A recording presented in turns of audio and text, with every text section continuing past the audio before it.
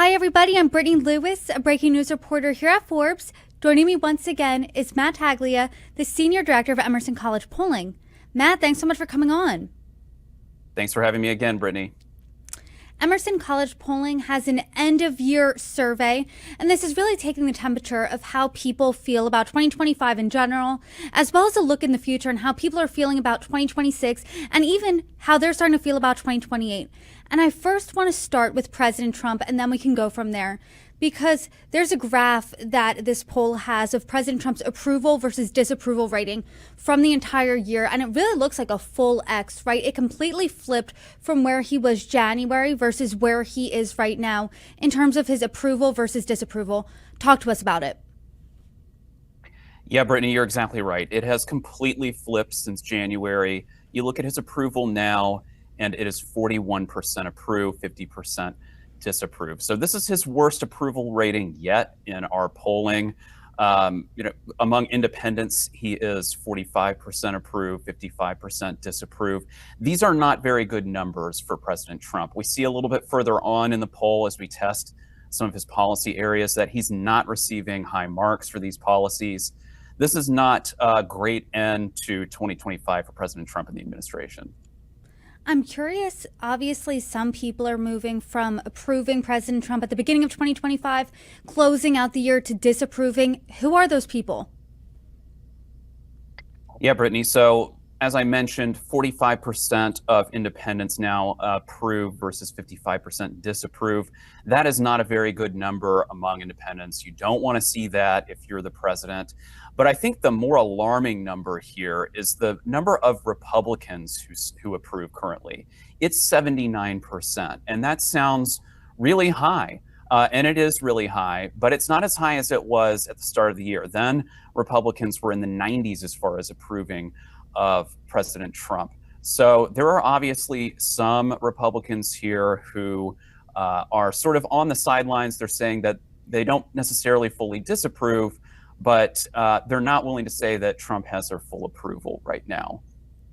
And obviously, when it comes to an approval rating, that comes down to how people feel President Trump is, or any president for that matter, how they are at handling certain issues. And you asked voters to grade President Trump on how he handles certain issues, his policies behind them, from an A to an F. So, I mean, to start off that conversation, would this be a report card that a kid would be happy to bring home to mom and dad? Bernie, I don't think it would be one to stick on the refrigerator. So let's start with the highlights for President Trump. Immigration, that is his top issue. It has been throughout the course of the year. We have seen that pretty consistently, that he receives his highest approval on immigration. So here he receives 37% A versus 36% who say it's an F grade. Now, we'll dive a little bit deeper into those numbers. We see that 66% of Republicans give President Trump an A for immigration. So that's a pretty high number. I think that is something that he would be happy to see. Now, moving on to some of these other issues, the economy, 22% give him an A. Affordability, 17% give him an A. Healthcare, 14% give President Trump an A for healthcare versus 38% who give him an F. That is a dire number. And frankly, I think that this is a bit of maybe not sleeper issue, but it's an issue that has gotten a little bit less attention. It is now, with some of the potential provisions of the ACA expiring, some of those COVID era subsidies. So that is now a little bit, that is more top of mind for folks right now, but it hasn't been throughout the course of the year. So that could be a major factor heading into 2026. Healthcare, affordability, that is a tough one. And even among Republicans, just 34% give President Trump an A on affordability. So these issues we see, he is not receiving high marks, and it's something that should be deeply worrying both to the administration and Republicans who are up for re-election. And I have the graph right in front of me, and the visual is stunning, right? Because the A is a dark green, the F is bright red, just like a teacher's pen.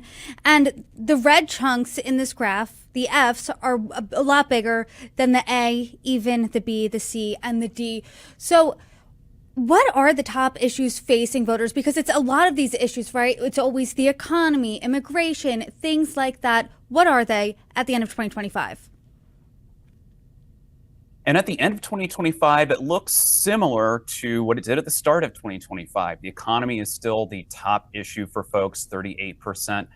Threats to democracy, healthcare, and immigration, all now at 14%. Now, going back to the report card, this is the highest we've seen for healthcare in 2025, 14%.